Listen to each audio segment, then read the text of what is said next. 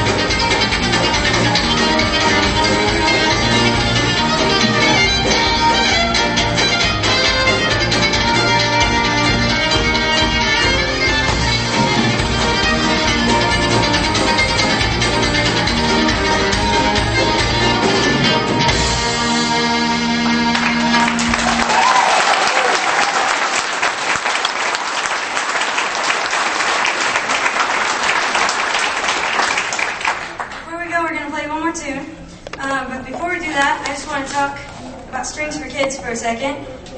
Strings for Kids is this program that John and I started, and we have all these wonderful, great helpers that are helping us. But we get violins and books and some teachers together, and we teach free violin lessons to a lot of these kids. And actually last year we even added the guitar, and we had almost 10 kids on guitar. And instruments are quite expensive, so it's hard for us to get a lot of them. But I know that there's a lot of fiddle players here, and so if you have any instruments that your kids have outgrown, if you've ran over them with a car, whatever, we've got a couple of those that are broken in pieces. If you have any of those and you're not using them and they're just in the closet, we do have a tax program where you can get some tax credit for bringing in your instruments, and Joe can fix anything. He fixed something ran over by a wagon that was in like 100 pieces. So if you don't think it can be salvaged, it probably can. So if you have any extra instruments or you want to donate, we've got some kids out front and some flyers. And so just make sure you let them know if you're interested in that. They can help you with all that stuff. Or especially, another thing that's really important that we actually have a hard time with is finding the right kids for the program.